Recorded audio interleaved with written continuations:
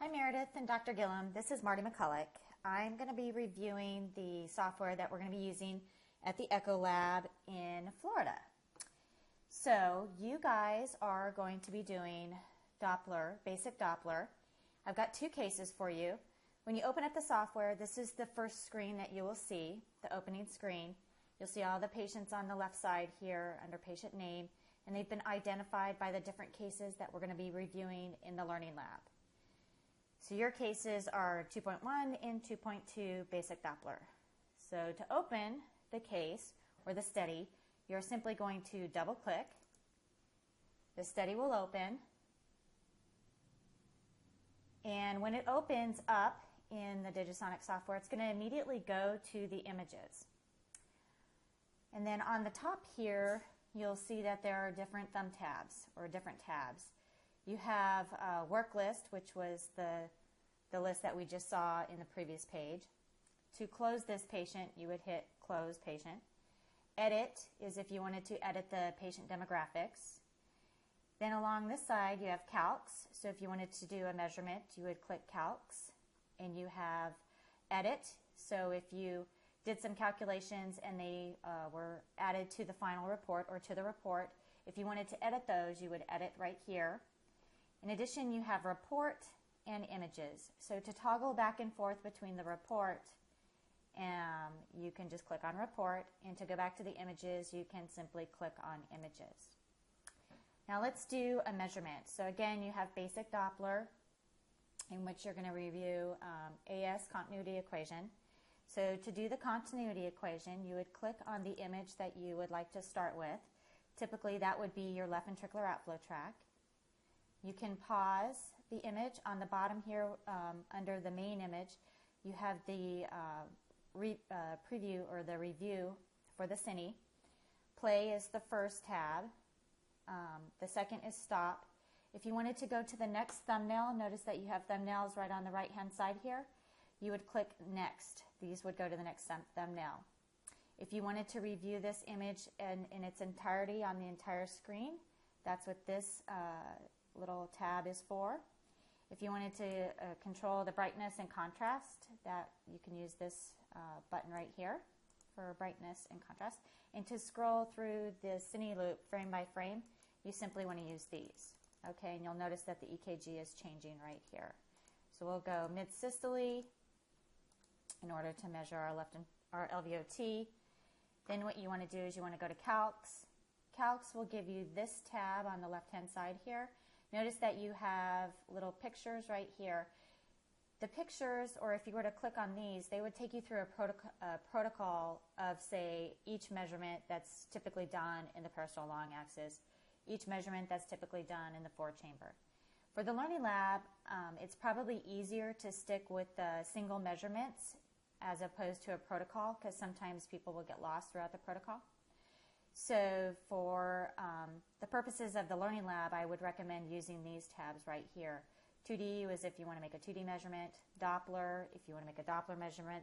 Obviously, we are going to measure the aortic valve utilizing the continuity equation, so valve area. Then it will simply prompt you on what methods you want to use. We're going to say, do we want to use the TVI method as opposed to the peak velocity method? You can also choose both. So click both. It's stating that there in the report there's already an LVOT measurement available. Do you want to use this? We're going to say no, because we're going to do it fresh. We're going to use a diameter. It's going to ask you to enter the diameter. You don't have to enter it. You can simply click on the image and it will enter it for you. And then over here on the left hand, it will prompt you what to do next, or what the next measurement is going to be.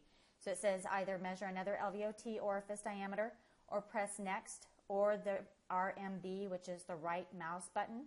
So I'm going to press the RMB, right mouse button, and then it's going to ask me to trace the LVOT TVI. So you're simply going to scroll through your thumbnails, and you're going to pick an LVOT that you prefer to use. So we'll use View 56, and then you can simply trace your LVOT TVI. And when you're done, you can trace, or you can right-click where you want it to stop. It'll ask you if you want to trace another. So you can trace another, or you can just right mouse button or right click. And then it's going to ask you for the Doppler angle, which is typically 0 in cardiac. Then it's going to ask you to trace an aortic valve TVI. So then you want to go to an aortic valve TVI.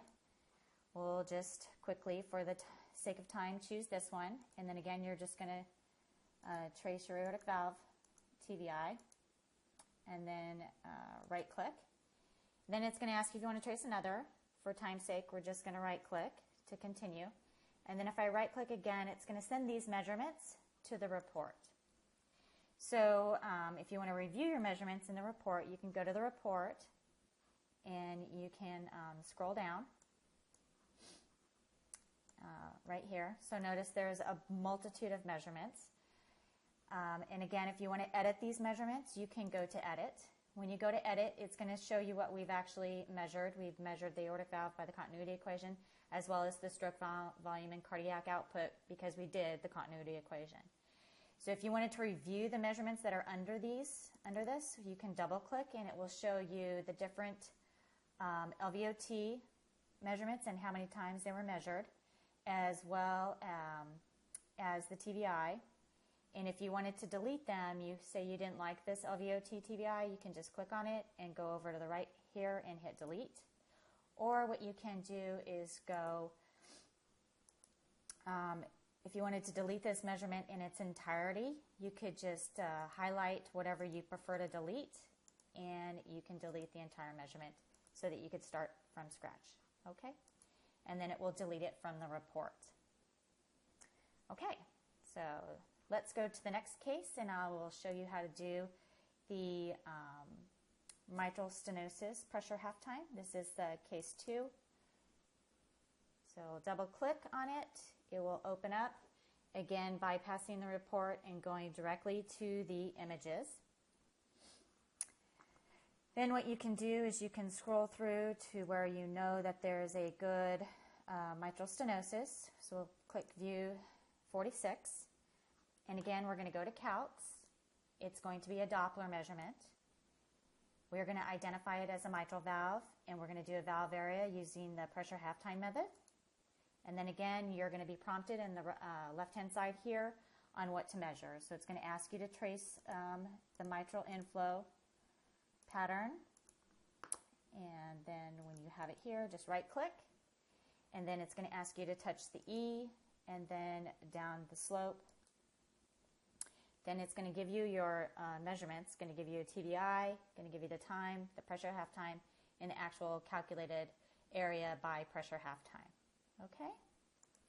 And then to quickly review doing a right ventricular systolic pressure or PA pressure, what you can do, you can go directly to the TR, but when you do your measurement, it's going to ask you what the estimated right atrial pressure is. So I like to look at the IVC. You'll note that the IVC is approximately 16 centimeters, and it does collapse more than 50%. So we could say that you could say 5 or 10. By criteria, it would be 5. So then we're going to go to a tricuspid regurgitation, which is right here on view 79. Then we're going to go to Doppler again, and we will click on tricuspid, and we are going to do PA pressure. Okay? And then we're going to simply do the tricuspid, not the pulmonary. And we'll click the peak velocity. Well, then here it's going to ask you for the estimated right atrial pressure. You can either put in the number yourself, or you can scroll up or down and then hit OK. Then do the peak velocity, and it will give you the estimated PA systolic pressure. Okay, so I know this was a quick tutorial. I hope that this was beneficial. If you have any questions, please feel free to give me a call. Again, this is Marty McCulloch. Take care. See you soon.